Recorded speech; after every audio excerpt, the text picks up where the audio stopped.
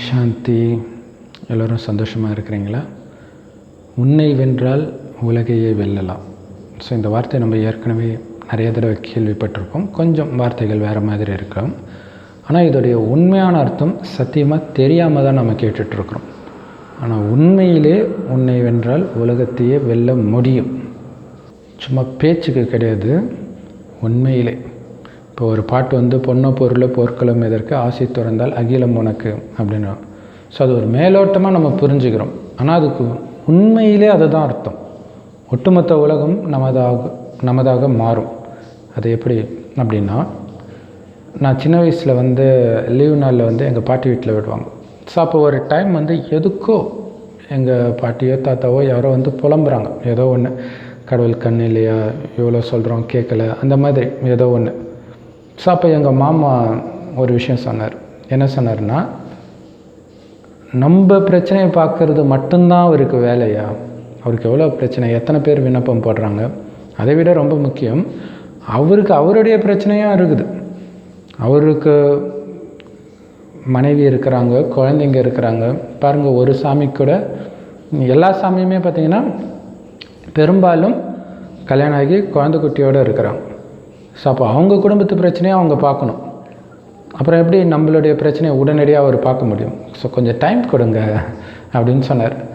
So இது கேட்கும்போது ஒரு பெரிய விஷயமாக தெரியல. ஆனால் இதில் ஒரு மிகப்பெரிய ரகசியம் இருக்குது. அது என்ன அப்படின்னா, உண்மையிலே நாம் கும்பிடுற அத்தனை சாமிக்கும் குடும்பம் இருக்குது. அந்த குடும்பத்தில் பிரச்சனையும் இருக்குது. ஆனால் இது அவர் எப்படி சொன்னார்னு எனக்கு தெரியல. ஸோ இப்போ அதெல்லாம் விட்டுட்டு வள்ளலார் பக்தர் ஆகிட்டார். பட் அவர் வாயிலிருந்து அது வெளிப்பட்டிருக்கு. உண்மையிலே இந்த பிரச்சனை, இந்த குழந்தை குட்டி இவ்வளவும் இருக்குது. அதோடு நம்மளுடைய பிரச்சனையும் எப்படி அவங்க தீர்த்து வைக்கிறாங்க. அதே மாதிரி மனிதன் என்பவன் தெய்வமாகலாம் அப்படின்னு சொல்கிறாங்க இல்லையா? ஸோ மனிதன், ஒரு சாதாரண மனிதன் எப்படி தெய்வமாகறான் அப்படிங்கிறதும், முன்னே வென்றால் உலகையே வெல்லலாம்ன்றதும் ஒரே அர்த்தம்தான். அப்படி தன்னை வென்று தான் உலகத்தை வெல்றாங்க. அவங்க தான் தெய்வம். அவங்கள தான் நம்ம கோயில் கட்டி கும்பிடுறோம். சாதாரண மனிதர்களாக இருந்தவங்க ஏன் கோயிலில் இருக்கிற சாமியெல்லாம் நம்மள மாதிரியே இருக்கிறாங்க, நம்மள மாதிரியே மனித உருவம் இருக்குது அப்படின்னா, சாதாரண மனிதர்கள் நம்மள மாதிரியே குடும்பத்தில் அத்தனை பிரச்சனையும் இருந்தும் ஒரு விஷயம் பண்ணுறாங்க. அதன் மூலமாக உலகத்துக்கே அதிபதி ஆகிறாங்க. அது என்ன பண்ணுறாங்க அப்படிங்கிறத நம்ம புரிஞ்சுக்கணும். இதுவரைக்கும் தன்னை வென்றவர்கள் யாருமே இல்லையா அப்படின்னு பார்த்தா நிறைய பேர் இருக்கிறாங்க. ராகவேந்திரர், வள்ளலார், இது மாதிரி நிறைய மொழிகளில் உலகம் ஃபுல்லாக நிறைய பேர் இருந்திருக்கிறாங்க. ஆனாலும் அவங்க உலகத்தை வெல்லலை. அவங்க தெய்வமாக மாறலை. ஆனால் தெய்வம் நினச்சிட்டு நம்ம கும்பிட்டுட்டு இருக்கிறோம். ஆனால் அவங்க தெய்வமாக மாறலை, உலக அரசாட்சியை அடையலை. ஏன்னா அவங்க உலகத்தை வெல்றது ஒரு பெரிய விஷயமே கிடையாது. தன்னை வெல்றது, அதாவது உலகத்தை அவங்க வெல்லலை, பட் தன்னை வெல்றது பெரிய விஷயம் கிடையாது. ஏன் அப்படின்னா, அவங்களை வெல்வது எப்படி அப்படின்னா, ஒரு குழந்தை காமத்தை வெல்வது போல். அந்த குழந்தை காமம்னா என்னன்னே தெரியாது, தெரிஞ்சு அதிலெல்லாம் விழுந்து அதுக்கப்புறம் வெல்றது தான் கஷ்டம். என்னன்னே தெரியாத குழந்தை இயல்பாகவே காமத்தை வென்றது தான் இருக்குது. ஸோ அது ஒரு பெரிய விஷயமா? அந்த மாதிரி தான் வள்ளலார், ராகவேந்திரர், இந்த மாதிரி நபர்கள் தன்னை வென்றது. ஆனால் அதுக்கே அவங்க கொஞ்சம் கஷ்டப்பட்டாங்க, அது வேறு விஷயம். இருந்தாலும் அந்த நேரத்தில் தன்னை வெல்வது ரொம்ப ஈஸி. ஸோ தன்னை வெல்வது அப்படிங்கிறது ஜென்ரலாக சொல்லணும்னா காமம், கோபம், பற்று, பேராசை, அகங்காரம், இந்த 5 விகாரத்தை வெல்வது. ஸோ இது அந்த காலத்தில் ஈஸி. காரணம், அப்போ இது ரொம்ப அதிகம் கிடையாது இப்போ இருக்கிற மாதிரி. ஸோ அதே வள்ளலார், ராகவேந்திரரே இப்போ இந்த இன்டர்நெட் காலத்தில் இட்டாந்து விட்டாங்கன்னா அவ்வளோதான், கண்டிப்பாக அவங்களால வெல்ல முடியாது. ஆக்சுவலாக இங்கே தான் இருக்கிறாங்க. ஏன்னா மறுஜன்மம் எடுத்து இங்கே தான் இருக்கிறாங்க. யாரும் அப்படியே பாதியிலே கடவுள்கிட்டலாம் போயிட்டாங்க அப்படின்னு நினச்சிக்கிறாங்க, அவ்வளோதான். மற்றபடி யாரும் போகல, எல்லோரும் இங்கே தான் இருக்கிறாங்க. அது நீங்களாகவும் இருக்கலாம், நானாகவும் இருக்கலாம். ஆனால் ஒரு வித்தியாசம் இருக்குது. வள்ளலார் ராகவேந்திரருக்கும் உண்மையான உலகத்தை வென்றவர்களுக்கும் என்ன அந்த வித்தியாசம்னா, அவங்க கடவுளை வச்சு தான் வெல்றாங்க, ஆனாலும் முழுசாக அவங்க தங்களை வென்றுட்டாங்களா அப்படிங்கிறது யாருக்கு தெரியும்? ஏன் அப்படின்னா, மனைவியோடு இருந்துட்டு காமத்தை வென்றால் அவங்களுக்கு காமத்தை வெல்லக்கூடிய சக்தி இருக்குன்னு அர்த்தம். மனைவியை விட்டுட்டு போயிட்டா அதுக்கு பேர் காமத்தை வெல்றது கிடையாது. அவள் கூட இருந்தால் காம உணர்வு வருதுன்றதுனால அதனால தானே விட்டுட்டு போகிறாங்க. ஸோ அப்படி தனியாக இருந்து காமத்தை வெல்றது அது யார் வேணாலும் தான் பண்ண முடியும் இல்லையா? ஸோ அதனால தான் அவங்க தன்னை வென்றார்களா அப்படின்ட்டு அவங்களுக்கே தெரியாது. ஸோ உண்மையிலே சொன்னால் அதுக்கு பேர் சந்நியாச மார்க்கம். சந்நியாசம்னா எதுவும் வேண்டான்னு போகிறது. எதுவுமே வேண்டான்னு போகிறவங்களுக்கு எதுக்கு உலகத்தை கொடுக்கணும்? ஸோ அதனால் அவங்க உலகத்தை அடைவதும் கிடையாது. ஆனால் தெய்வங்கள் அவங்கள விட உயர்ந்தவர்கள். ஏன்னா எல்லாரும் ஒன்றும் இந்த மாதிரி சீரடி சாய்பாபா, சத்ய சாய்பாபா, ராகவேந்திரர், வள்ளலார் இவங்களெல்லாம் கும்பிட மாட்டாங்க. நிறைய பேர் கும்பிட மாட்டாங்க. ஏன்னா மனுஷனை போய் கும்பிட்றாங்க அப்படின்வாங்க. கரெக்டு தான். ஆனால் அவங்க நமக்கு முன்னாடி வாழ்ந்துருக்குறாங்க இல்லையா? ஆனால் தெய்வங்கள் அவங்களிருந்து உருவாகலை, நம்மளிருந்து இப்போத்துலேருந்து உருவாகிறாங்க. இந்த காலகட்டத்தில் காமம் தலைவிரித்து ஆடுற காலகட்டத்தில், தொட்டதுக்கெல்லாம் கோபப்படக்கூடிய காலகட்டத்தில் தன்னை வெல்றாங்க. அதுவும் எப்படி? இதை தூண்டக்கூடிய சூழ்நிலையில் இருந்துக்கிட்டே அதை வெல்றாங்க. அவங்கள மாதிரி மனைவியை விட்டுட்டு காட்டுக்கு போய் அல்லது சன்னியாசம் வாங்கிட்டு போய் வெல்லலை. மனைவியோடு இருந்துக்கிட்டு அல்லது ஆக்சுவலாக தெய்வம், இந்து தெய்வங்கள் பார்த்திங்கன்னா ஆண்கள் மட்டும் கிடையாது, பெண்களும் இருப்பாங்க இல்லையா? ஸோ கணவன் மனைவி ஜோடியாக தான் காட்டியிருப்பாங்க. அப்படின்னால என்ன அர்த்தம்? ஒன்றா இருந்து அவங்க தன்னை வென்று காட்டினாங்க. குடும்பத்தில் இருந்தால் பலவிதமான பித்துப்புடுங்கள் வரும் இல்லையா? ஸோ அத்தனையும் இருந்து அதில் கொஞ்சம் கூட டிஸ்டர்ப் ஆகாமல் இருந்தாங்க. ஸோ அதுதான் உண்மையிலே தன்னை வெல்வது. அப்படி தன்னை வென்றதால் அவங்க உலகத்தை வென்றார்கள், தெய்வமாக மாறினார்கள். ஒரு நாயன்மார் பார்த்திங்கன்னா, சிவன் கோயிலுக்கு சாம்பிராணி அது போடுறதுலேயே அதுலேயே தன்னை அர்ப்பணிக்கிறார். இறைவனை அவர் வழிபடுற முறையே அப்படியா இருக்குது. ஸோ கோயிலுக்கு அந்த சாம்பிராணி வாங்கிறதுல ஃபுல் காசையும் செலவு பண்ணுறார். தன் குடும்பத்தை பற்றி கூட அவருக்கு அந்தளவுக்கு கவலை இல்லை. ஸோ ஒரு டைம் என்ன ஆகுது அப்படின்னா, சாப்பாட்டுக்கே வழி இல்லாத நிலைமை ஆகுது. ஆனால் அவருடைய கவலை, ஐயோ சாம்பிராணி வாங்க காசு இல்லையே அப்படின்னு அவருடைய கவலை. அவருடைய குழந்தைங்க பட்டினியாக கிடக்குறாங்க. ஸோ அப்போ அவருடைய மனைவி பார்க்குறாங்க, தன்னுடைய திருமாங்கல்யத்தை எடுத்து அவர்கிட்ட கொடுத்து, இதை விற்று அரிசி பருப்பு வாங்கிட்டு வாங்க அப்படின்னு சொல்லி அனுப்புகிறாங்க. சரின்ட்டு இவரும் போகிற வழியில் பார்த்தா அந்த சாம்பிராணி விற்கிறவன் வரான். உடனே ஆஹா, என்ன என்னுடைய அப்பனுடைய கருணை, கையில் காசையும் கொடுத்து எதிர சாம்பிராணியும் வர வைக்கிறாரு, இதல்லவா சிவபெருமானின் கருணை அப்படின்னு சொல்லி, அந்த நேரம் மனைவியும் ஞாபகம் வரல, பசியில் வாடிட்டு இருக்கிற குழந்தையும் ஞாபகம் வரல. அப்படியே வாங்கிட்டு போய் சாம்பிராணி வாங்கிட்டு போகிறார். போய் கோயிலே அவர் அப்படியே தூங்கிட்டார். ஸோ கோயிலை பார்த்தோன்னே அவருக்கு மனைவி வெயிட் பண்ணுறாங்க, எதுவுமே ஞாபகம் வரல.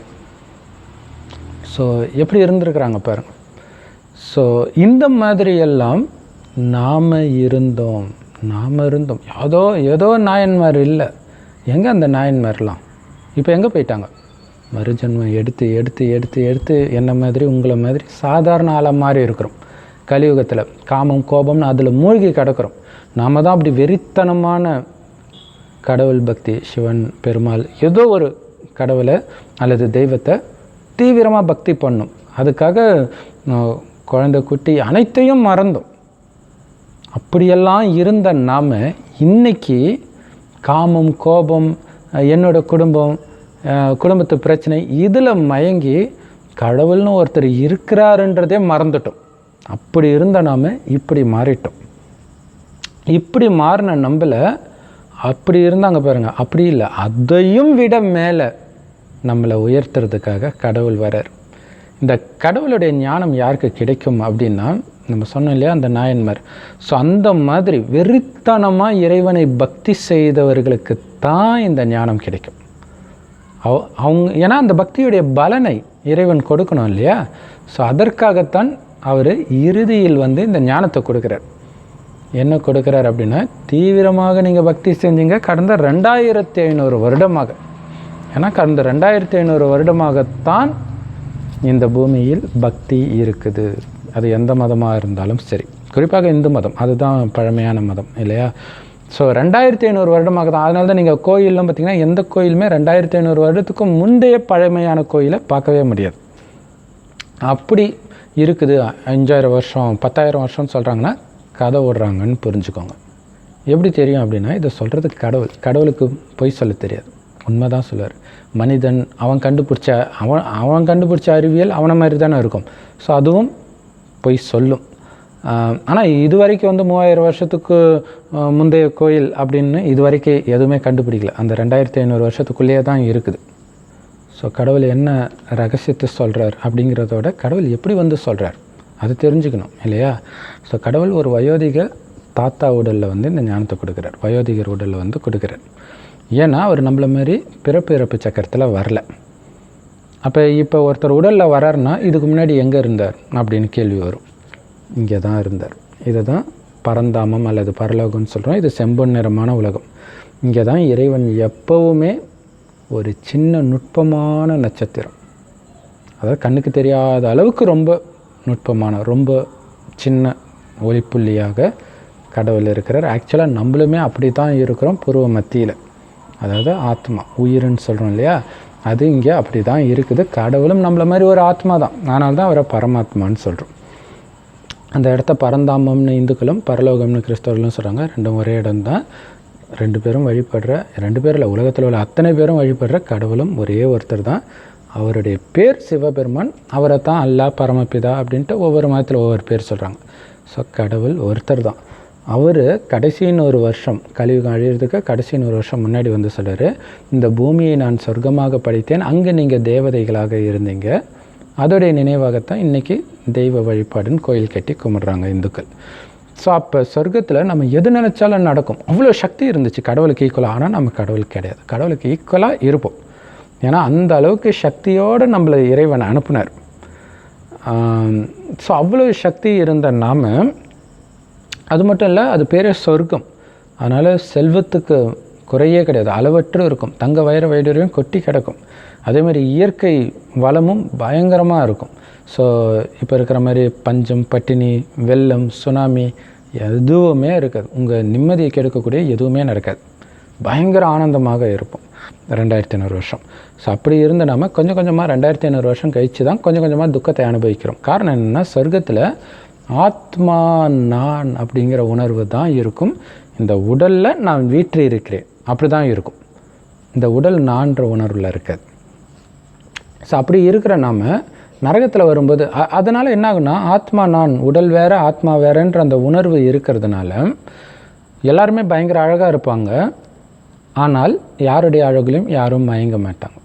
ஏன்னா அவங்க ஆத்மாவை, அழிவற்ற ஆத்மாவை பார்ப்பாங்களே தவிர அழியக்கூடிய உடலை பார்க்க மாட்டாங்க. ஸோ அதனால் ஆத்மாவுக்கு அந்த சக்தி இருக்கும், பயங்கர ஆனந்தம் இருக்கும். ஏன்னா ஆத்மான்னு உணரும்போதே அப்படி ஒரு ஆனந்தம் இருக்கும். ஸோ அந்த ஆனந்தத்தை மறக்க வைக்கிறது தான் நரகத்தில் 2500 வருடம் கழித்து வரக்கூடிய காமம், கோபம், பற்று, பேராசை, அகங்காரம். அது ஆக்சுவலாக பார்த்திங்கன்னா அந்த ஆனந்தம் மறந்ததுனால தான் காமம், கோபம் இதில் விழவும் செய்கிறோம். இதில் விழுறதுனால அது இன்னமும் மறக்கிறோம். அது எப்படி நடக்குது அப்படின்னா, இப்போ செல்ஃபோன் சார்ஜ் போட்டிங்கன்னா ஒரு டைமுக்கு அப்புறம் கொஞ்சம் கொஞ்சமாக சார்ஜ் குறையும், நீங்கள் யூஸ் பண்ணாட்டினா கூட. அதேமாதிரி தான் ஆத்மா 2500 வருஷம் ஃபுல் பவரில் இருக்கும், சார்ஜ் ஃபுல்லாக இருக்கும். கொஞ்சம் கொஞ்சமாக குறைஞ்சிக்கிட்டே இருக்கும். 2500 வருஷம் கழிச்சு அது குறைய குறைய என்ன ஆகுனா, நமக்கு ஸ்லைட்டாக மறதி வரும். ஸோ அப்போ ரொம்ப நுட்பமான மறதி. 2500 வருஷமாக கொஞ்சம் கொஞ்சமாக அந்த மறதி ஏற ஏற ஏற ஏற 2500 வருஷம் முடிஞ்சவொடனே நான் யார் அப்படிங்கிறதே மறந்துடும். அதாவது நான் ஆத்மான்றதே மறந்துடும். அப்போ கண்ணுக்கு தெரிகிறத மட்டும் நம்ப ஆரம்பிக்கிறேன். ஏன்னா ஆத்மா கண்ணுக்கு தெரியாது இல்லையா? ஸோ அப்போ கண்ணுக்கு தெரிகிற உடல் நான். அப்போ அழகில் மயங்குறோம், காமம் வருது, பொருளில் மயங்குறோம், பற்று வருது, கிடைக்கல அப்படின்னா கோபம் வருது, கிடைச்சதுன்னா இன்னும் வேணும்னு பேராசை வருது, நான் யார் தெரியுமான்ற அகங்காரம் வருது. ஸோ இந்த 5 விகாரம் நம்மளை ஒரு வழிப்படுத்துது நரகத்தில். அப்போ தான் துக்கம் வந்த உடனே தானாக கடவுளை பற்றிய ஞாபகம் வருது. ஆனால் அதாவது கடவுளை பற்றிய ஞாபகம்னா கடவுள் எப்படி இருப்பார் அதெல்லாம் தெரியாது. ஆனால் கடவுளை தேடணும், அவர் எனக்கு கொடுத்த சொர்க்கம் இருந்துச்சு அப்படின்ற ஒரு ஸ்லைட்டாக எண்ணம் வருது. அப்போ தான் கோயில், மதங்கள், வேதங்கள் எல்லாம் உருவாகுது. ஆனால் துக்கம் குறையல, நாளுக்கு நாள் துக்கம் ஏறிக்கிட்டே இருக்க. கடைசின்னு ஒரு வருஷம் இறைவன் வந்து சொல்கிறார், நீங்கள் தான் தேவதைகளாக இருந்தீங்க. தேவதைகள்னால் இதே மாதிரி மனிதர்கள் தான். பயங்கர அழகாக இருப்போம், ரொம்ப அறிவாளியாக இருப்போம், அன்பு, அமைதி, இது மாதிரி நல்ல தெய்வீக குணங்கள் நிரம்பி இருக்கும். கொஞ்சம் கூட கெட்ட குணமே இருக்காது. மனிதர்களுக்கு மட்டும் இல்லை, அங்கே இருக்கிற விலங்குகளுக்கும் இருக்காது. ஸோ அப்படி இருந்த நம்ம இன்றைக்கி இவ்வளோ மோசமாக ஆனதுக்கு காரணம் காமம், கோபம், பற்று, பேராசை, அகங்காரம். இதில் ஃபுல்லாக மூழ்க ஆத்மா அந்த சக்தியை அதிவேகத்தில் இழக்கும். ஸோ அப்படி இழந்து இருக்கிற நாம தான் ஒரு காலத்தில் தேவதைகளாக இருந்தோம். அப்படின்றது தெரியாமலே அந்த தேவதைகளுக்கு சிலை செய்து கோயில் செஞ்சு நாம் வழிபட்டுட்டு இருக்கிறோம்.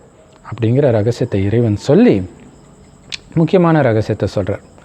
என்ன அப்படின்னா, சொர்க்கத்தின் ஆரம்பத்தில் இருந்து நீங்கள் ஒரு விதமான மயக்கத்திலேயே இருக்கிறீங்க. பட் இருந்தாலும் ரொம்ப மயங்கலை. அதாவது மயக்கம் அப்படிங்கிறத விட ஒரு முக்கியமான ரகசியம் தெரியாமலே.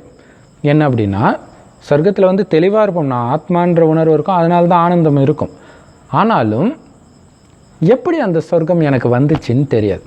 இப்போ கூட ஒரு பணக்கார வீட்டில் ஒருத்தவங்க பிறக்கிறாங்கன்னா, நம்ம எப்படி பணக்கார வீட்டில் பிறந்தோம், ஏன் அவங்க மட்டும் ஏழை வீட்டில் பிறந்திருக்கிறாங்க, நம்ம மட்டும் ஆரோக்கியமாக இருக்கிறோம், அவங்க மட்டும் ஏன் ஊனமாக இருக்கிறாங்க, நம்ம மட்டும் அழகாக இருக்கிறோம், அவங்க ஏன் அசிங்கமாக இருக்கிறாங்க, இது என்னைக்காவது யோசிச்சுருக்கிறீங்களா? நமக்கே தெரியல இல்லையா? ஆனால் ஏதோ ஒன்று பண்ணி தான் பிறந்திருக்கிறோம் இல்லையா? நிறைய புண்ணிய காரியம் இதெல்லாம் பண்ணியிருந்தீங்கன்னா தான் அழகாக, ஆரோக்கியத்தோட, அறிவோட ஒரு பணக்கார குடும்பத்தில் பிறக்க முடியும். நிறைய பாவம்லாம் பண்ணியிருந்தீங்கன்னா ஊனமாக, விபச்சாரிக்கு, அந்த மாதிரி ரொம்ப கீழான அல்லது பிச்சைக்காரனா இந்த மாதிரி தான் பிறப்போம். ஸோ ரெண்டையுமே நிர்ணயிச்சது நம்மளுடைய முன்ஜென்ம கர்மா. ஆனால் சொர்க்கத்தில் தேவதை ஆகிறதுக்கு என்ன பண்ணணும்னு தெரியாது. ஏன்னா அவங்களுக்கு அப்போ இருக்கிறது மட்டும்தான் தெரியும். இப்போ நமக்கு இப்போ இருக்கிறது தானே தெரியுது. ஒரு காலத்தில் சொர்க்கமாக இருந்துச்சு, இதே பூமின்னு தெரியுமா? தெரியாது. அதே மாதிரி அவங்களுக்கும் ஒரு காலத்தில் இந்த பூமி நரகமாக இருந்துச்சுன்னா அவங்களுக்கு தெரியாது. ஏன் அப்படின்னா, சொர்க்கம் இது வந்து 5000 வருட காலச்சக்கரம். சொர்க்கம் முடிஞ்சோடனே நரகம் வர மாதிரி, நரகம் முடிஞ்சோடனே மீண்டும் சொர்க்கம் வரும். நரகம் முடிஞ்சு தான் சொர்க்கம் வந்திருக்கும் எப்போவுமே. அப்போ ரொம்ப துக்கத்தின் உச்சத்தில் இருந்தேன், ஏதோ ஒன்று பண்ணி நான் இப்போ சொர்க்கத்தில் ஜென்மம் எடுத்திருக்கிறேன்ற ரகசியம் அவங்களுக்கு தெரியாது. இப்போ மட்டும்தான் தெரியும் இந்த ரகசியம். அப்படின்னா என்ன அர்த்தம்? இப்போ உங்களுக்கு தெரிகிற இந்த ரகசியம் இந்த உலகத்தில் வாழ்ந்த நம்பர் 1 உத்தம புருஷோத்தமர் ஸ்ரீ கிருஷ்ணருக்கே தெரியாத ரகசியம். ஏன்னா சொர்க்கத்தின் முதல் குழந்தை ஸ்ரீ கிருஷ்ணர். இந்த ஞானத்தை எடுத்ததுனால அவர் அங்கே பிறக்கிறார். அது நீங்களாகவும் இருக்கலாம், நானாகவும் இருக்கலாம். சரி, அப்போ அவருக்கே தெரியாத ரகசியம் இப்போ தெரியுது. ஸ்ரீகிருஷ்ணர் கூட அந்த ஜென்மத்தில் தெரியாது, அதுக்கு முந்தைய ஜென்மத்தில் தான் தெரியும். அதாவது இந்த ஜென்மத்தில் தெரியும். கலியுகம் அழியிறதுக்கு 100 வருஷம் முன்னாடி இறைவன் ஒரு வயோதிகர் உடலை வந்து இந்த ஞானத்தை கொடுக்குறாரு இல்லையா? என்ன கொடுக்குறாரு அப்படின்னா, நீங்கள் அப்படி இருந்தீங்க தேவதையா, அதை இழந்ததுக்கு காரணம் காமம், கோபம், பற்று, பேராசை, அகங்காரத்துக்கு அடிமையானது. ஸோ இப்போ நீங்கள் அந்த ராஜ்யம் மீண்டும் வரப்போகுது. அந்த ராஜ்யம் மீண்டும் உங்களுக்கே கிடைக்கணும் அப்படின்னா, அதே மாதிரி அங்கே எப்படி காமம், கோபம், பற்று, பேராசை, அகங்காரம்னா என்னன்னே தெரியாதோ, அங்கே உடல் நான்ற உணர்வே இல்லாமல் ஆத்மான்ற உணர்வில் இருந்தீங்களோ, அந்த உணர்வை நீங்கள் எடுத்துகிட்டு வந்துட்டீங்கன்னா நீங்கள் மீண்டும் அந்த ராஜ்யத்தை அடையலாம் அப்படின்ற ரகசியத்தை வெளிப்படுத்துகிறார். அப்போ ஆனால் அது எவ்வளோ நேரம் டைம் இருக்குது அதை மட்டும் இறைவன் சொல்ல மாட்டார். ஆனால் ஆவரேஜாக 100 வருஷம் அவ்வளோதான். அது துல்லியமாக எந்த வருஷம் முடியுது, எந்த நாள் முடியுது, எந்த நொடி முடியுது அது சொல்ல மாட்டார். ஏன்னா அப்படி சொன்னால் தான் எல்லாருமே ட்ரை பண்ணி எல்லாருமே நாராயணன் ஆகிடுவாங்களே. ஸோ அதை மட்டும் சொல்ல மாட்டார். ஸோ அப்போ ஒவ்வொரு வினாடி எந்த நேரம் வேணாலும் உலகம் அழியலாம், அப்படியே அழியாட்டினாலும் உயிர் பிரியலாம். உயிர் பிரிஞ்சிச்சுன்னா அடுத்தது எப்போ குழந்தையாக பிறந்து எங்கே பிறப்போமோ, அப்போ இந்த ஞானம் கிடைக்குமோ கிடைக்காதோ, கிடைச்சாலும் அதை புரிஞ்சிக்கக்கூடிய சக்தி இருக்குமோ இருக்காதோ, இவ்வளவும் இருக்குது. ஸோ இந்த உடலில் இருக்கும்போது இது என்னுடைய கடைசி நொடி அப்படின்னு எச்சரிக்கையாக அந்த நாராயணன் இல்லையா, சொர்க்கத்தில் மிகப்பெரிய பதவி நாராயணன் பதவி, அவரே நான் தான், அவருடைய குணம் அப்படியே என்கிட்ட இருந்து வெளிப்படணும். அவர் என்ன ஆத்மான்ற உணர்வில் இருப்பார், அவ்வளோதானே நானும் இருக்கிறேன். எல்லாரையும் ஆத்மான்னு பார்ப்பார், அவ்வளோதானே நானும் பார்க்குறேன். காமம், கோபம், பற்று, பேராசை, அகங்காரம் எதுவுமே இருக்காது, அப்படி தானே? அதுதான் கஷ்டம். ஏன் கஷ்டம்? ஏன் அப்படின்னா, சொர்க்கத்தில் உண்மையிலே அது அப்படின்னா என்னென்னு யாருக்குமே தெரியாது. ஆனால் இங்கே எல்லாருக்குமே தெரியுமே. உங்களுக்கும் தெரியும். ஸோ அதுலேருந்து நீங்கள் வெளியில் வரணும்னு நினைத்தால் அதை தூண்டுற மாதிரி நிறைய விஷயங்கள் மீண்டும் மீண்டும் மீண்டும் மீண்டும் நடந்துக்கிட்டே இருக்கும். அப்படியே எதுவும் நடக்காட்டினாலும் இதுக்கு முன்னாடி நீங்கள் விழுந்ததெல்லாம் உங்களுக்கு ஞாபகம் மைண்டில் இருக்குது இல்லையா, அது உங்களை டிஸ்டர்ப் பண்ணும். ஸோ இவ்வளோத்துல இருந்தும் நீங்கள் வெளியில் வரணும். ஸோ குடும்பத்தில் இருக்கிறவங்களுக்கு இதை தூண்டக்கூடிய சம்பவம் ஒவ்வொரு வினாடியும் நடந்துக்கிட்டே இருக்கும் இல்லையா. கலியுக இறுதியில் நான் சொன்ன மாதிரி, எங்கள் மாமா சொன்ன மாதிரி, அவங்களுக்கும் கணவன் மனைவி குழந்தை எல்லாம் பேர குழந்தை எல்லாம் இருக்கிறாங்க நமக்கு இருக்காங்க தானே. ஆனால் எப்படி அவங்க தேவதை ஆனாங்க அப்படிங்கிறது தான் இங்கே ரகசியம். இப்போ பார்த்தீங்கன்னா நான் சொன்னேன் இல்லையா, நாயன்மார் சாம்பிராணிக்காக, அதேமாதிரி ராகவேந்தர் தன்னுடைய மனைவி தற்கொலை பண்ணாலும் அதை பற்றி கவலைப்படாமல் கடவுள் தான் முக்கியம்னு இருந்தார் பாருங்க இல்லையா. டக்குன்னு ஒரு வினாடியில் தூக்கி கடைசிட்டு போயிட்டார் பாருங்க. நிறைய பேர் அப்படி பண்ணியிருக்காங்க, நம்மளும் அப்படி பண்ணியிருப்போம். ஸோ அப்படியெல்லாம் நம்ம இருந்தோம், ஆனால் இன்றைக்கி அதை மறந்துட்டோம் அப்படிங்கிறத முதல்ல அதுக்கு எடுத்துகிட்டு வாங்க இல்லையா. அவங்க ஜஸ்ட் ஒரு 100-200 வருடம் முன்னாடி வாழ்ந்தவர்கள் தான். ஸோ அப்போவே நான் அவ்வளோ பவர்ஃபுல்லாக இருந்தேனே, ஏன் இப்படி ஆகியிருக்கிறேன் அப்படின்னு அதை சிந்தனை பண்ணணும். இப்போ 200 வருஷம் முன்னாடி அவ்வளோ பக்தினா 2000 வருஷம் முன்னாடி எப்படி இருந்திருப்போம் யோசிச்சு பாருங்கள். அப்படியே கடவுளே கதின்னு அப்படியே அந்த போதையிலே மூழ்கி இருந்திருப்போம், பக்தியிலே அப்படி இருந்திருப்போம். ஸோ அதையும் கடந்து நம்ம போகணும் தேவதை இல்லையா. ஏன்னா பக்தி ஸ்டார்ட் ஆகும்போதே காமம் கோபம் இதெல்லாம் வந்துடுச்சு. ஏன்னா துக்கம் வரும்போது தான் பக்தியே ஸ்டார்ட் ஆகுது. சொர்க்கத்தில் பக்தி எல்லாம் இருக்காது, ஏன்னா அங்கே பயங்கர ஆனந்தமாக இருப்போம். சரி, அப்போ இதையும் கடந்து நம்ம இன்னும் பரிசுத்தமான நிலைக்கு போகணும். இப்போ என்ன பண்ணணும் அப்படின்னா, சொர்க்கத்தில் ஒருத்தர் மட்டும் இருக்க மாட்டாங்க, அது ஒரு ராஜ்யம், ராஜாராணி ஆட்சி. லக்ஷ்மி நாராயணன் தான் முதல் மகாராஜா மகாராணி. அதனால தான் சொர்க்கவாசல் திருவிழா பெருமாள் கோயிலில் கொண்டாடுறாங்க. ஸோ அப்போ அந்த ராஜ்யத்தில் உள்ள பிரஜைகளையும் நாம் தான் உருவாக்கணும். அப்படி உருவாக்குறவங்க தான் ராஜாவாக முடியும். ஸோ அப்போ இந்த ஞானத்தை கொடுக்கணும் எல்லோருக்கும். அடுத்தது அது சேவை. இன்னொரு முக்கியமான விஷயம் என்ன அப்படின்னா, இப்போ நீங்கள் ஞானத்தை யாருக்கு கொடுத்தாலும் அவங்க சொர்க்கத்துக்கு வந்துடுவாங்க. ஆனால் என்ன பதவி அடைவாங்க அப்படிங்கிறது அவங்கவுங்க முயற்சி. ஜஸ்ட் இந்த ஞானத்தை நம்பி கேட்டு ஒரு வினாடியாவது இறைவன் சொல்கிற அந்த முக்கியமான விஷயத்தை பண்ணாலே சொர்க்கத்துக்கு வந்துடுவாங்க. அது என்ன பண்ணணும்? ஒன்றும் கிடையாது.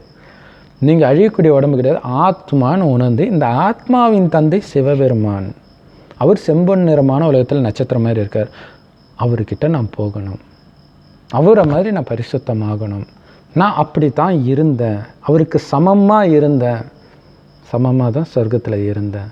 5000 வருஷம் கொஞ்சம் கொஞ்சமாக சக்தி இழந்து காமம் கோபம் பற்று பேராசை அகங்காரன்ற இந்த சாத்தான் கிட்ட சிக்கிக்கிட்டேன்.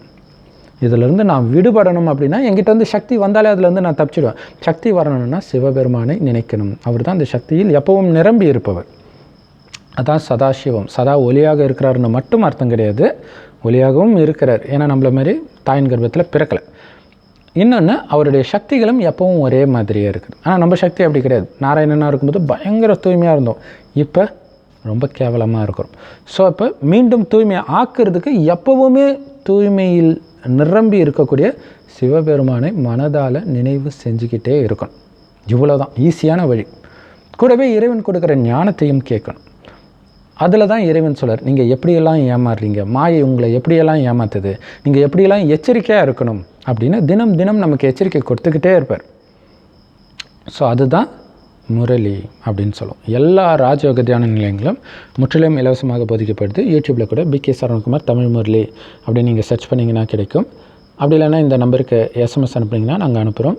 +91 98 946 71 743. இந்த வீடியோ கீழே டிஸ்கிரிப்ஷனில் அந்த ஃபுல் முரளியின் லிங்க் இருக்கும் வேறு சேனலில். ஸோ அதை அவசியம் பாருங்கள். அதுதான் சிவபெருமான் தினம் தினம் நம்மக்கிட்ட பேசிகிட்ருக்குறோம். தினம் தினம் புதுசாக வரும். அதை கேட்க கேட்க கேட்க கேட்க நம்ம ஆத்மாவுக்குள்ளே அதில் தான் மனம் புத்திலாம் இருக்குது. ஸோ அதை கேட்க கேட்க அது ஃபுல்லாக சொர்க்கத்துக்கு போகிறதை பற்றிய சிந்தனை, இறைவனை பற்றிய சிந்தனை, இதனாலேயே நம்ம மனசை நிரப்ப இதுவரைக்கும் பல ஜென்மமாக கலியுகத்துக்கு போய் சேர்த்துருப்போமே, காமத்தை தூண்டக்கூடியது, கோபத்தை தூண்டக்கூடியது, பற்று பேராசை எல்லாம் நம்மளை விட்டு கொஞ்சம் கொஞ்சம் கொஞ்சமாக போயிடும். அது போக போக நம்ம எந்த நிலையை அடைவோம்? அந்த நாயன்மாருக்கு மனைவி பட்டினியாக கிடக்கிறான்றது கூட தெரியல பாருங்க. அப்படியே அந்த கடவுள் அன்பிலே மயங்கி கிடந்தார், அந்த மாதிரி நாம் ஆகும். அதுக்காக மனைவியை பட்டினி போட மாட்டோம், அதெல்லாம் தெரியும். ஏன்னா அது நம்மளுடைய கடமை இல்லையா, நம்மளுடைய குடும்பத்தை காப்பாற்ற வேண்டியது நம்மளுடைய கடமை, அதை பண்ணுவோம்.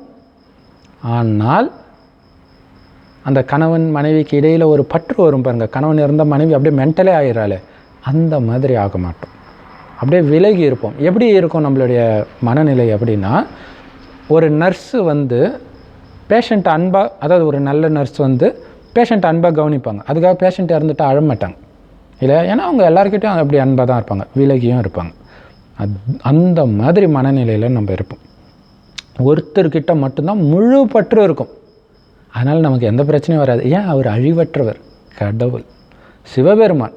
அவர் தான் நமக்கு அப்பா, கணவன், மனைவி, குழந்தை, பேரக்குழந்தை, நண்பன், எல்லா உறவையும் அவர்கிட்ட வைக்கிறோம். ஸோ இப்படி வச்சுக்கிட்டு குடும்பத்தை நம்ம கவனிச்சுக்குவோம், குழந்தைய கவனிச்சுக்குவோம், எல்லாமே கவனிச்சுக்குவோம். ஆனால் புத்தி மட்டும் இறைவன்கிட்டே இருக்கும். ஸோ அது எப்படி சாத்தியம் அப்படின்னா, இறைவனையே எல்லா உறவாயும் நினைக்கிறோம். இப்போ ஒரு லவ் பண்ணுறாங்கன்னு வச்சுக்கோங்களேன், லவ் பண்ணுறவங்களுக்கு வந்து ஒரு விஷயம் நடக்கும், ரொம்ப சின்சியராக லவ் பண்ணுறவங்களுக்கு ஒரு தற்காலிகமாக பிரிகிறாங்க, ஏதோ வெளியூருக்கு போகிறாங்க, அந்த மாதிரி ஏதோ ஒன்று ஆகுது. இப்போ மொபைல் வந்துச்சு, மொபைல்லாம் இல்லாத காலத்தில் சொல்கிறேன். அப்போ என்ன ஆகுனா, அவங்க கூட பேசுகிறதுக்கெலாம் வாய்ப்பு கிடையாது. அப்போ என்ன ஆகுனா, யாரை பார்த்தாலுமே அந்த அவனுடைய காதலியை ஞாபகப்படுத்துகிற மாதிரியே ஏதாவது நடக்கும். ஒரு பொண்ணு வந்தால் ஒன்று முகம் அவளை மாதிரி இருக்கும், அல்லது கண் மட்டும் அவளை மாதிரி இருக்கும், உதடு மட்டும் அவளை மாதிரி இருக்கும், அல்லது குரல் மட்டும் அவளை மாதிரி இருக்கும், அல்லது அந்த பேசுகிற ஏதோ ஒன்று அதை ஞாபகப்படுத்தும். ஸோ எது நடந்தாலும் அவளையே ஞாபகப்படுத்தும், அல்லது அவனையே ஞாபகப்படுத்தும். ஹலோ. ஸோ அந்த மாதிரி நாம் இறைவனை நேசிக்க நேசிக்க நேசிக்க நேசிக்க, நீங்கள் மனைவி உங்ககிட்ட வந்து பேசுகிறாங்க அப்படின்னா, கடவுளே மனைவியாக வந்த மாதிரி தான் உங்களுக்கு தெரியுமே தவிர, மனைவியே பார்க்க மாட்டீங்க, கடவுளை தான் பார்ப்பீங்க. கணவனை பார்க்க மாட்டீங்க, கடவுளை பார்ப்பீங்க. குழந்தையை பார்க்க மாட்டீங்க, அங்கேயும் கடவுள் என்கிட்ட குழந்தையாக வந்திருக்கிறாரு. ஸோ இப்படி இல்லையா? அப்போ என்ன ஆகுது?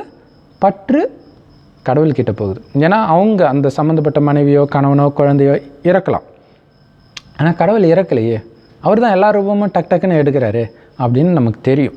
ஸோ அதனால் நாம் கலங்க மாட்டோம்.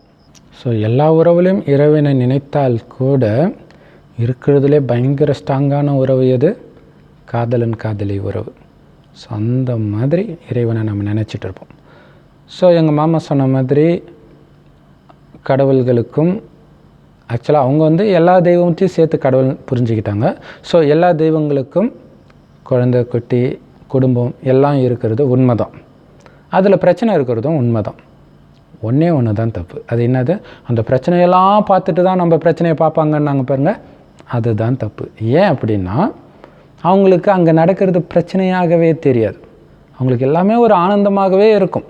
ஏன் அப்படின்னா, கல்லும் முள்ளும் காலுக்கு மெத்தை சுவாமியே ஐயப்பன் போகிறாங்க இல்லையா, சபரிமலைக்கு போகிறாங்க.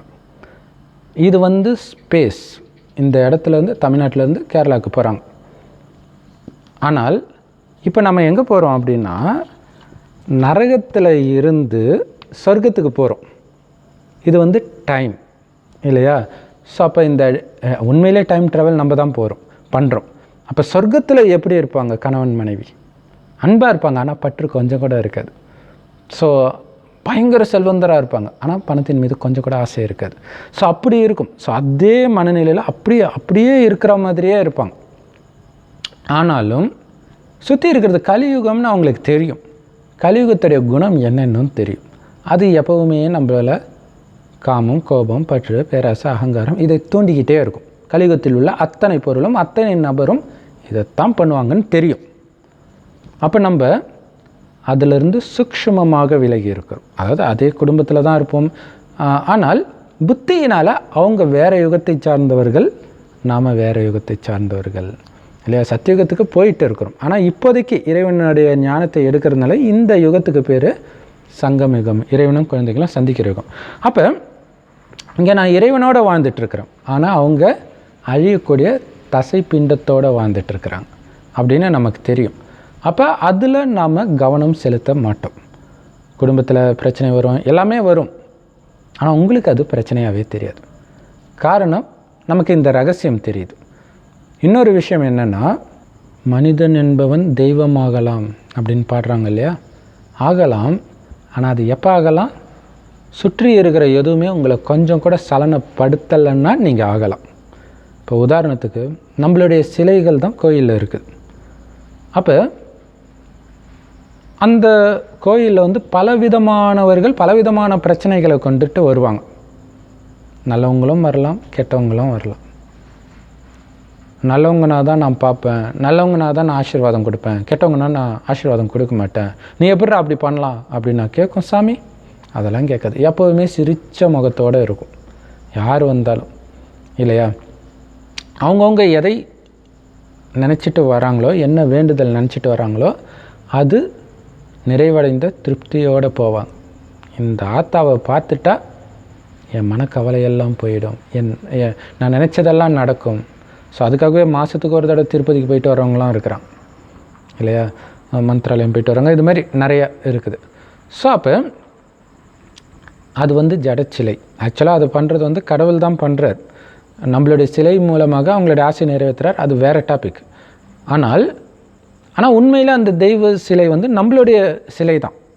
இவ்வளோ நாள் தெரியல, இப்போ நமக்கு தெரியுது. இப்போ நீங்கள் என்ன பண்ணணும் அப்படின்னா, எதுக்கு கோயில் வச்சுருக்குறாங்க, எதுக்கு சாமி வச்சுருக்குறாங்க? பக்தர்களுடைய குறையை தீர்ப்பதற்காக, அவர்களுடைய ஆசையை நிறைவேற்றுவதற்காக. அதைத்தான் நாம் உயிரோட்டமாக பண்ணுறோம். எப்படி பண்ணுறோம் அப்படின்னா, அந்த தேவதையை நாம தானே தெரிஞ்சு போச்சு, இல்லையா? சொர்க்கத்தில் வாழ்ந்த தேவதையை சொல்லலை. ஏன்னா சொர்க்கத்தில் எந்த குறையும் இருக்காது, அது வேறு. நரகத்தில் நம்மளை தானே கோயில் கட்டி கும்பிட்றாங்க. அப்போ நம்மளுடைய வேலை என்ன? அந்த ஜடச்சிலையோடைய வேலை என்ன? அவங்களுக்கு அமைதி, என்ன ஆசைப்படுறாங்களோ அதை கொடுத்து அமைதிப்படுத்தணும் மெயினாக. அது எப்படி சாத்தியம் அப்படின்னா, ஸோ ஒவ்வொருத்தரும் ஒவ்வொரு ஆசையோடு வருவான். அது நல்ல ஆசையாகவும் இருக்கலாம், கெட்ட ஆசையாகவும் இருக்கலாம். அதை பற்றி யோசிச்சுட்டு இருந்தால் இங்கே தெய்வத்துடைய மனநிலையே கெட்டு போயிடும், இல்லையா? ஸோ அதனால் சுற்றி நடக்கிற விஷயத்தை பார்க்கறது கிடையாது. ஒரே விஷயம் தான், சுற்றி என்ன வேணாலும் நீ சிலர் சாமி திட்டக்கூட செய்வாங்க, இல்லையா? உனக்கு கண்ணே இல்லையா அப்படி இப்படின்ட்டு. ஆனாலும் அது சிரிச்ச முகம் மாறாமல் இருக்கும். ஏன்னா இந்த தெய்வத்துடைய வேலை சக்தி கொடுக்கறது மட்டும்தான். உன்னுடைய ஆசை நிறைவேறணுன்ற அந்த ஒரு எண்ணம் மட்டும்தான் இருக்கணும், எது நடந்தாலும் சரி. இப்போ உங்களுக்கும், இல்லையா, இந்த ஞானத்தை ஏற்றுக்கிட்டவங்க, நம்புகிறவங்க, ஃபாலோ பண்ணுறவங்களுக்கும் கோயில் இருக்கும். நிறைய கோயிலில் உங்களுடைய சிலைகள் இருக்கும், உங்களுடைய நினைவார்த்தம் இருக்கும். இப்போ அந்த சிலைக்குள்ளே போய் நீங்கள் சக்தி கொடுக்கலாம், இப்போவே கொடுக்கலாம். ஸோ அது ஒர்க்கும் ஆகும். இப்போ உங்களுக்கு தெரியாது, போக போக தெரியும் அது எப்படியெல்லாம் ஒர்க் ஆச்சு அப்படின்ட்டு. ஸோ இப்போ உங்களுக்கு பிடித்த ஏதோ ஒரு நீங்கள் சமீபமாக பார்த்த அல்லது உங்கள் மனசில் ரொம்ப ஆழமாக பதிஞ்ச ஏதாவது ஒரு கோயில், அனுமார் கோயில், பிள்ளையார் கோயில், முருகன் கோயில், அம்மன் கோயில், பெருமாள் கோயில், ஏதோ ஒரு கோயில் சிலை ஞாபகம் வச்சுக்கோங்க. ஸோ அது எப்படி இருக்கும் உங்களுக்கு தெரியும். அந்த கோயிலுக்குள்ளே போகும்போது எப்படி இருக்கும் மனநிலை, அங்கே இருக்கிற வாசனை, அந்த சாமிக்கு அலங்காரம் எல்லாமே தெரியும். இது பக்தனாக சாமியை பார்க்குறது. இப்போ சாமியாக பக்தர்களை பார்க்குறது அது எப்படி இருக்கும்? அது இது வரைக்கும் நம்ம யோசிச்சிருக்க மாட்டோம். ஆனால் அதுவே நீங்கள் தான். அப்போ அதுக்குள்ளே போய் நீங்கள் பக்தர்களை பார்க்குறீங்க. ஆனால் இங்கே ஒரு விஷயம் புரிஞ்சுக்கணும். இப்போ பக்தன் போனான்ல, அவனுக்கு அமைதி கிடச்சதில்ல. எப்படி கிடச்சிது? சாமியை பார்த்ததுனால அவனுக்கு கிடச்சிது. சுற்றி இருக்கிற பக்தர்கள்லாம் பார்த்தா அவனுக்கு அமைதி போயிடும், இன்னும் அவன் தப்பு தான் பண்ணுவான். அப்போ சாமியை மட்டும் அவன் பார்க்கணும். இப்போ நீங்கள் எதிர பக்தர்கள் வர்றாங்க, பல விதமாக இருக்கிறாங்க, அவங்கள பார்த்தா உங்களுடைய மனநிலை போயிடும். ஏன்னா நீங்களும் இப்போ சாதாரண மனிதன் தான், இல்லையா?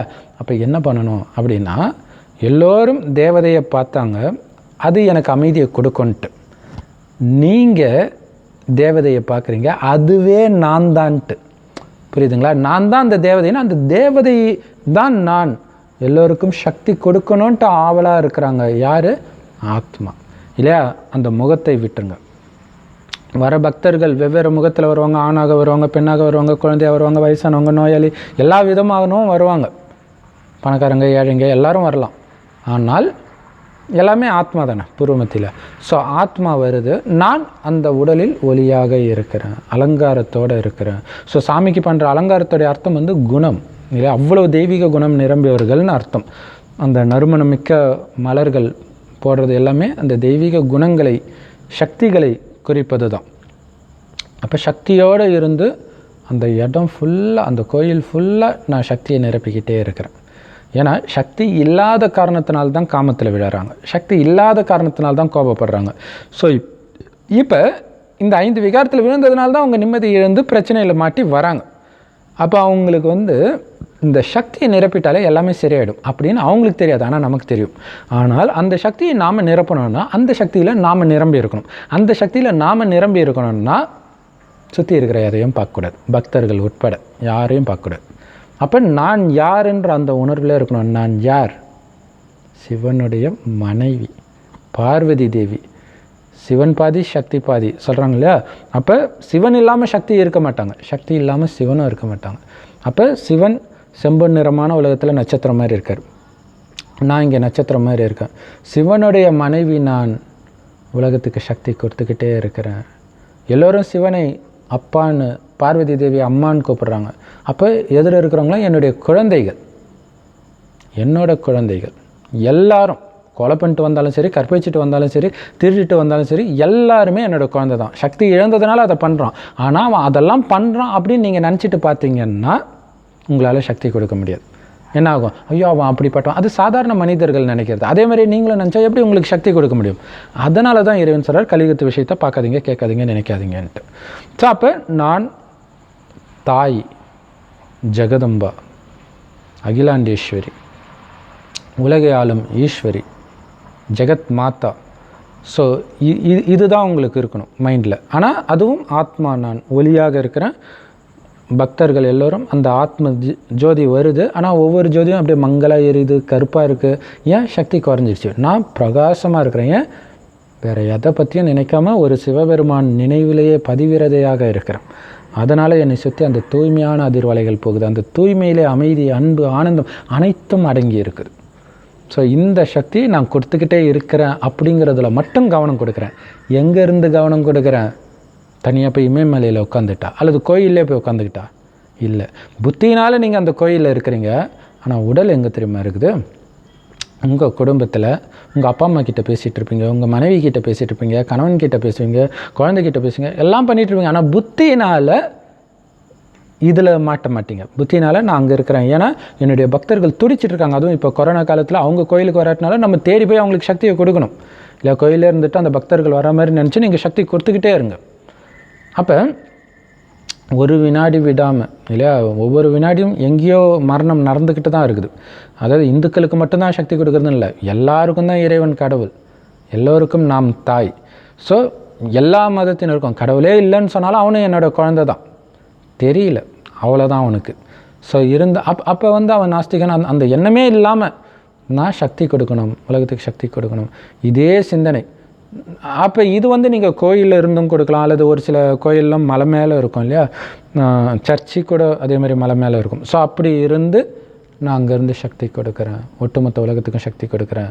எங்கேயோ ஒரு இயற்கை சீற்றம் வருது, வெள்ளத்தில் ஊரே அடிச்சுட்டு போகுது, அப்பயும் நான் மேலேருந்து சக்தி கொடுக்குறேன். அவங்க செய்த பாவத்துக்கான தண்டனை அனுபவிக்கிறாங்க, ஆனால் அதையும் தாங்கக்கூடிய சக்தி, அவங்க செய்த பாவத்துக்கு தான் அது வருதுன்னு உணரக்கூடிய சக்தி, இவ்வளோ சக்தியும் நம்ம கொடுக்குறோம் இருந்துக்கிட்டு. இப்படி நீங்கள் சக்தியை கொடுக்கணுன்னா சுற்றி உங்கள் குடும்பத்துக்குன்னு சில பிரச்சனைகள் வரும்பாங்க, அதில் நீங்கள் கொஞ்சம் கூட சிக்காமல் இருந்தால்தான் முடியும். அது எப்படி சிக்காமல் இருக்கிறது? ஒன்றும் இல்லை, சிம்பிள். நீங்கள் இப்படி சக்தி கொடுக்கறதுல கவனம் கொடுத்துட்டு இருந்தீங்கன்னா அதில் சிக்க மாட்டீங்க. இன்னொரு விஷயம் என்னென்னா, இப்படி நீங்கள் சக்தி கொடுக்குறீங்கன்னு வச்சுக்கோங்களேன், இறைவனை நட்சத்திரம் மாதிரி நினச்சிட்டு உங்களே நட்சத்திரம் மாதிரி நினச்சி 2 நட்சத்திரம் ஒன்றா சேர்ந்து பிரகாசமாக ஜொலிக்குது. அந்த நட்சத்திரத்துலேருந்து அப்படியே சக்தி, சூரியன்லேருந்து ஒளிக்கிரணங்கள் போகிற மாதிரி அந்த கோயில் ஃபுல்லாக சக்தியாக அதிர்வலைகள் பரவுது. அப்படிங்கிறதுலே நீங்கள் சிந்தனை பண்ணிக்கிட்டே இருக்கிறீங்க அப்படின்னா முதல்ல நீங்கள் தனியாகவே உட்காந்து ப்ராக்டிஸ் பண்ணுங்கள். எடுத்தோன்னே எல்லோரும் முன்னாடியும் வராது. ஸோ தனியாக காலைல 4 மணிக்கு அல்லது 2 மணிக்கு கூட எழுந்திரிச்சு ப்ராக்டிஸ் பண்ணால் அதுக்கப்புறம் காலையில் மற்றவர்களோட பேசும்போது அல்லது பேசாட்டினா கூட பக்கத்தில் வந்தாலும் கூட உங்களுடைய கவனம் அதிலே இருக்கும். அப்படி இருக்க உங்களுக்கு அப்படி ஒரு ஆனந்தம் இருக்கும், ஆச்சரியமாக இருக்கும். ஸோ கொடுக்கறதுல தான் அந்த ஆனந்தம் வரும். அந்த ஆனந்தத்தை கோடி ரூபாய் கிடைச்சாலும் உங்களால் அடைய முடியாது. ஏன்னா அந்த கோடி ரூபாய் கிடைச்சா கூட கிடைக்கும்போது ஆனந்தம் இருக்கும், 1 நாள் 2 நாள் அவ்வளோதான், முடிஞ்சு போச்சு. ஆனால் இது தொடர்ந்து இருக்கும், இந்த நினைவிலே இருக்கணும், உலகத்துக்கே நான் சக்தி கொடுக்குற தாய் அப்படின்னு இருக்கணும். ஸோ அப்போ நீங்கள் சக்தி கொடுக்க விட்டுருவீங்களா? ஏன்னா இது யாருடைய ராஜ்யம்? சாத்தானுடைய ராஜ்யம். காமம், கோபம், பற்று, பேராசை, அகங்காரன்ற இந்த 5 விகாரத்தை தான் சாத்தான், ராவணன், மாயா இப்படின்னு சொல்கிறோம். அவன் விட்டுருவானா? அப்போ நீங்கள் தேவதை ஆகிடக்கூடாது. ஏன்னா தேவதை ஆகுறீங்கன்னா என்ன அர்த்தம்? இந்த நரகத்தை விட்டு சொர்க்கத்துக்கு போகிறீங்க, நரகத்தை அழிச்சிட்டு சொர்க்கத்துக்கு போகிறீங்கன்னு அர்த்தம். நரகம் அவனுடைய ராஜ்யம், அழிக்க விடுவானா? அப்போ நீங்கள் தேவதை ஆகக்கூடாது, உலகத்துக்கு சக்தி கொடுக்கக்கூடாது. ஏன்னா சக்தி கொடுக்கறதுனால தான் நீங்கள் தேவதை ஆகுறீங்க, உலகத்தை வெல்றீங்க. ஸோ அப்படி கொடுக்கக்கூடாதுன்றதுக்காக அவன் என்ன பண்ணுவான், காமத்தை தூண்டுற மாதிரி ஏதாவது பண்ணுவான். கம்முன்னு இருக்கிற மனைவி கூட அப்போ தான் உங்களை பார்த்தா காமம் வர மாதிரி ஆகும், அல்லது உங்கள் கணவனுக்கு வரும், அல்லது கோபம், பற்று, பேராசை, அகங்காரம், சுயநலம், இது மாதிரி ஏதாவது ஒன்று எடுத்துகிட்டு வந்துக்கிட்டே இருப்பான். நம்ம புரிஞ்சுக்கணும். இயேசு கிறிஸ்து வந்து அப்பால போ சாத்தானேன்னு துரத்துவார் பாருங்க. சாத்தான், இந்த உலகத்துக்கே நான் உன்னை அதிபதி ஆக்குறேன். எதுக்கு? எங்கள் கோபுரத்தில். கோபுரம்னா உயர்ந்த நிலை. உயர்ந்த நிலையிலேருந்து நம்ம சக்தி கொடுக்கும் பொழுது நம்மளுடைய கவனத்தை திசை திருப்புவதற்காக இந்த சாத்தான், அதாவது இந்த வீண் விஷயங்கள், 5 விகாரங்கள் உங்களை கவனம் திசை திருப்ப பார்க்கும். ஸோ அதையும் புரிஞ்சுக்கிட்டால் அதை பற்றியெல்லாம் கவலைப்படாமல் உலகத்துக்கு சக்தி கொடுக்கணும். ஏன்னா இப்படி நீங்கள் திரும்புறதுக்குள்ளே இங்கே பல உயிர் போயிடும். அத்தனை பேரும் நான் கொடுக்குற சக்தியில் தான் இருக்கிறாங்க அப்படின்ற பொறுப்போடு இருக்கணும். ஸோ அப்போ என்ன ஆகும், உலகத்துக்கும் சக்தி கொடுக்குறீங்க, அப்போவே நீங்கள் உலகமே உங்கள் கண்ட்ரோலில் இருக்குது. புரிஞ்சுக்கோங்க. அதாவது சொர்க்கத்தில் இந்த பூமி சொர்க்கமாக்கி அங்கே துக்கமே இருக்காது, அங்கே நீங்கள் ஆட்சி செய்வீங்க, அது வேறு விஷயம். ஆனால் இப்போ நரகமாக இருக்கும்பொழுது கூட அனைவருடைய நிம்மதியும் உங்கள் கையில் தான் இருக்குது, நீங்கள் கொடுக்குற சக்தியில் தான் இருக்குது. அப்படின்னாலே உலகத்துக்கு நீங்கள் தலைவர் ஆயிட்டீங்க தானே, உலகத்தையே வென்றுட்டீங்க தானே. அது எப்படி வென்றீங்க? உங்களை வென்றதால். அதாவது இந்த உடல் நீங்கன்ற உணர்வு தான் காமம், கோபம், பற்று, பேராசை, அகங்காரம் எல்லாத்தையும் தூண்டுது. அந்த உடல்ன்ற உணர்வே நீங்கள் மறந்துட்டீங்க. வெறும் ஆத்மா, நான் பரமாத்மாவுடைய மனைவி, சிவனுடைய மனைவி, பார்வதி தேவி. நான் உலகத்துக்கே சக்தி கொடுக்க வேண்டியது என்னுடைய கடமை, எல்லோரும் என்னுடைய குழந்தை. இதில் நீங்கள் கவனம் கொடுக்கறதுனால எல்லைக்குட்பட்ட கணவன், மனைவி, குழந்தை அந்த பிரச்சனையிலேயே உங்கள் புத்தி சிக்காது. மற்றபடி அவங்களுக்குரிய கடமை செய்வீங்க. ஆனால் புத்தியினால் உலகத்துக்கு சக்தி கொடுக்கறதுலையே பிஸியாக இருப்பீங்க. ஸோ இப்படி தான் என்ன ஆகுது, உங்களை வென்று உலகையே வெல்றீங்க. ஓம் சாந்தி. இந்த வீடியோ பிடிச்சிருந்துச்சுன்னா அவசியம் லைக் பண்ணி உங்களோட மேலான கருத்துக்களை கமெண்ட்டில் தெரிவிங்கள். இது ரொம்ப ரொம்ப பவர்ஃபுல்லான வீடியோ. ஜென்ரல் வீடியோவுக்கு நான் இதை சொல்ல மாட்டேன், பட் இது ரொம்ப பவர்ஃபுல்லான வீடியோ. ஸோ இதை அவசியம் ஷேர் பண்ணி அடிக்கடி பாருங்கள். இந்த ஞானத்தை ஆல்ரெடி ஃபாலோ பண்ணுறவங்க, புரியாதவங்க கூட இது நீங்கள் ஒரு வாரம் அல்லது 1 மாதம் தூய்மையாக, அதாவது காமம் சம்மந்தப்பட்ட எதுவுமே பார்க்காம, கேட்காம, நினைக்காம, அதே நேரத்தில் மாமிசம் இதெல்லாம் சாப்பிடாமல் இருந்துட்டு இது பாருங்கள், உங்களுக்கு புரிய ஆரம்பிக்கும். ஸோ இந்த வீடியோ பிடிச்சவங்க லைக் பண்ணி கமெண்ட் பண்ணுங்கள். சப்ஸ்கிரைப் பண்ணலைன்னா சப்ஸ்கிரைப் பண்ணுறங்க. எல்லா மத சகோதர சகோதரிகளுக்கும் அவசியம் இதை ஷேர் பண்ணுங்கள். இந்த வீடியோவை இவ்வளோ பொறுமையாக பார்த்தவங்க அனைவருக்கும் மனமார்ந்த நன்றிகள். மற்றும் ஒரு சுவாரஸ்யமான வீடியோவில் சந்திக்கும் வரை உங்களிடமிருந்து விடைபெறுவது அனைத்து மதங்களின் ஒரே கடவுளான சிவபெருமானின் அன்பு புதல்வன் மற்றும் அன்பு மாணவன் BK சரவணகுமார். ஓம் சாந்தி.